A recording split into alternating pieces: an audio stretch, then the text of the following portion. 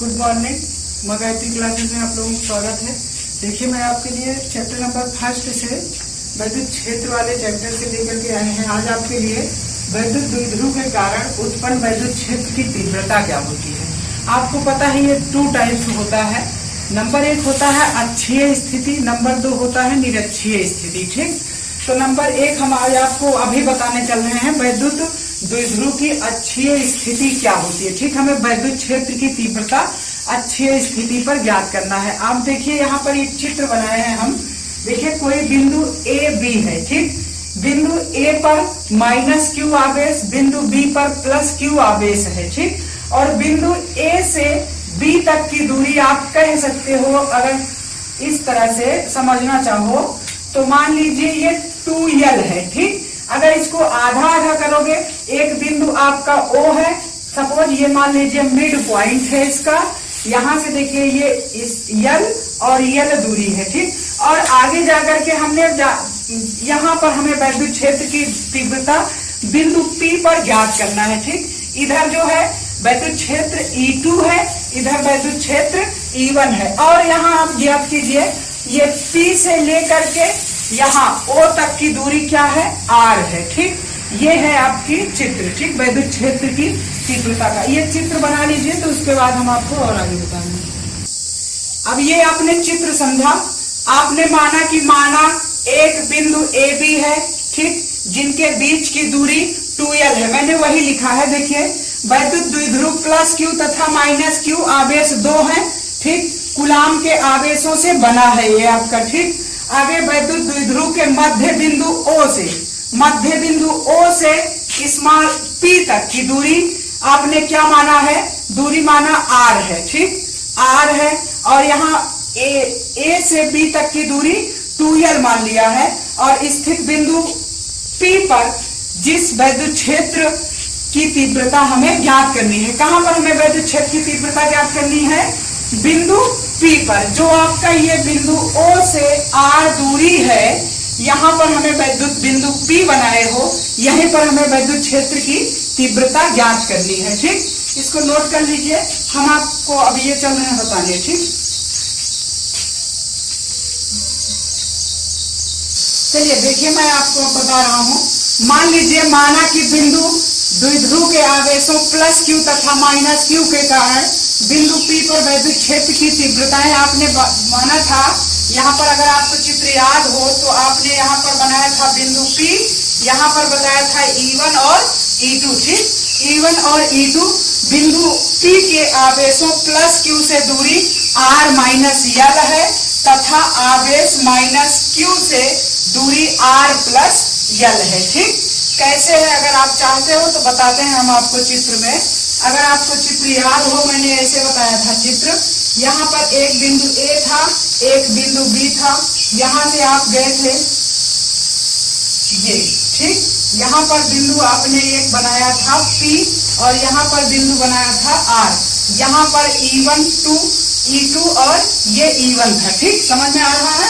यहाँ से देखिए, यहाँ तक की दूरी आपने l माना था, यहाँ तक की दूरी l माना था। ठीक, और यहाँ से लेकर के यहाँ तक की दूरी को आपने r मान लिया था। यही था आपका चित्र। अब देखिए क्या है, E1 और E2, ये +q आवेश था, ये -q आवेश था। बिंदु P की आवेश +q की दूरी r+l है। ठीक, हमें बिंदु P पर +q आवेश के लिए ज्ञात करना है। ये देखिए, बिंदु आपका Q यहाँ है ना, हमें दूरी किसकी चाहिए, इतनी दूरी चाहिए। अगर आपको यहाँ बिंदु P से लेकर के O तक की दूरी, आपको बड़ी वाली दूरी R दी गई है, आप जब इतनी छोटी वाली दूरी घटा दोगे तो आपका एग्जैक्ट दूरी इतनी मिल जाएगी कि नहीं। वही आपको बताया गया कि r+l है। तो E1 के लिए क्या हो जाएगा, 1/4πε0 q/r-l का होल स्क्वायर। कहाँ पर, PB की दिशा में लिखोगे। ठीक, PB की दिशा में। शायद आपको समझ में आया होगा। ये कहां से आगे आप हमसे पूछ सकते हो, तो आपने पढ़ा था एक फार्मूला, आपने पढ़ा था क्या, E = 1/4πε0 q/r²। ठीक, ये आपने पढ़ा था। अगर ये भी नहीं पता है तो आपको पता होगा एक एफ बराबर क्या होता है, ई अपान क्यू होता है। ठीक, इसको हम ऐसे कर देते हैं, एफ क्यू बराबर ई के। ठीक, और आप कूलाम का नियम पढ़े थे, कूलाम का नियम एफ बराबर 1/4πε0 Q1 Q2 और अपान आर स्क्वायर। अगर आप नहीं पढ़े हैं तो मेरा पिछला वीडियो पढ़ा है, वहां पर मैंने आपको कूलाम का नियम प्रूफ करके बताया था, उसकी बीमा भी। ठीक, यहीं से ये वाला फार्मूला आपका आता है। ठीक, तो ये हो गया। और इसी तरह E2 बराबर आप निकाल सकते हो 1/4πε0 Q upon R plus L का होल स्क्वायर। ये कहां पर भैया, एपी की दिशा में। ठीक, एपी की दिशा में। देखिए ये कहां से आया आपका, आपने लिखा कि प्लस वो माइनस क्यू से दूरी आर प्लस एल होगी। अब हमें दूरी कहां की चाहिए, पी से लेकर के ए तक की दूरी। ठीक, अगर आपको इतनी दूरी पता है, इतनी प्लस में ये वाली दूरी एल दी गई है। ठीक, अगर ये वाली दूरी इसमें जोड़ देते हो आप तो टोटल दूरी मिल जाएगी कि नहीं, वही आर प्लस एल हो जाएगा। ठीक, इसको आप समीकरण 1 बना लीजिए, इसको आप समीकरण 2 बना लीजिए। ठीक, इसको नोट कर लीजिए, मैं आपको आगे बता रहा हूं। अब आपने जहां तक पढ़ा वहां पर बताइए, यदि E2 ग्रेटर देन E1 के। ठीक, तब आप E बराबर क्या निकालोगे, E बराबर E2 माइनस E1 कर लीजिए। ठीक, आपने समीकरण 1-2 बनाया था, वहीं से E1 और E2 का मान रख लीजिए 1/4πε0 Q upon R minus L का होल स्क्वायर, और ये माइनस करिए 1/4πε0 Q upon R plus L का होल स्क्वायर। ठीक, अब आप यहाँ पर देखिए कुछ आपको कॉमन मिल रहा है, Q अपान ε0 कॉमन ले लीजिए, E बराबर Q अपान 4πε0 कॉमन हो जाएगा, और आपका आएगा 1 माइनस आर एल का whole square minus 1/r plus L का होल स्क्वायर। ठीक, अब आप इसको क्या करोगे, तिरछा गुणा कर दीजिए, मल्टीप्लाई कर दीजिए, Q upon 4πε0 R plus L का whole square minus R minus L का होल स्क्वायर, बड़ा वाला ब्रैकेट लगा लीजिए।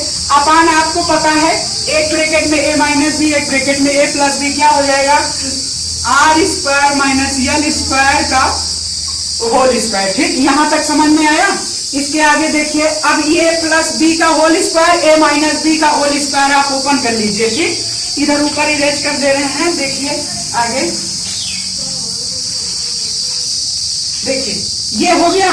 अब यहाँ पर आप क्या कर सकते हो, E बराबर Q अपान 4πε0, यहाँ पर a प्लस बी का होल स्क्वायर आपको पता होगा, R square plus L square plus 2RL। ठीक, और माइनस में आप लिखोगे R square minus L square, और ये प्लस 2RL।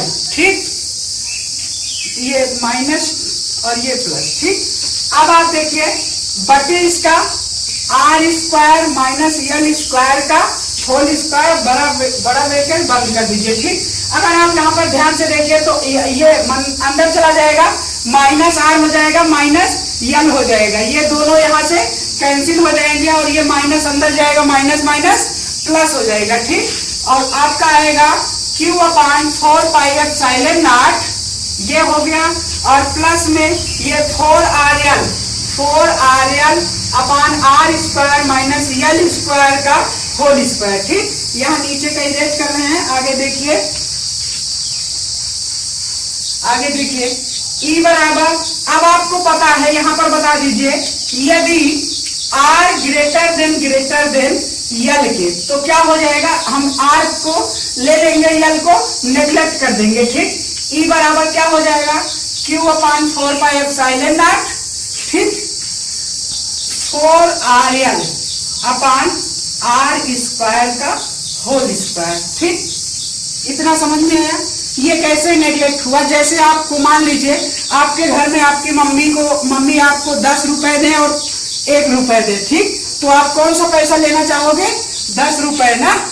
उसी तरह यहाँ पर आर बड़ा है तो आर को सिलेक्ट कर लेंगे, एल को हम नेग्लेक्ट कर देंगे। ठीक, और आपको पता है, यहाँ पर बताइए P बराबर एक फार्मूला आप 2ql पढ़े हैं, द्विध्रुव, ठीक, वैद्युत द्विध्रुव आघूर्ण बराबर क्या होता है, P बराबर 2ql होता है, ठीक। इसी हम इसको जो है चेंज करेंगे, ये अब 1/4πε0 लिखिए, इसको यहां कीजिए, 4 को आप 2 × 2ql r लिख सकते हो कि नहीं, और r की पावर 4, ठीक। यहां तक समझ में आया, एक r से एक r आप काट सकते हो, ठीक। और आगे आपका क्या हो जाएगा, E बराबर 1/4πε0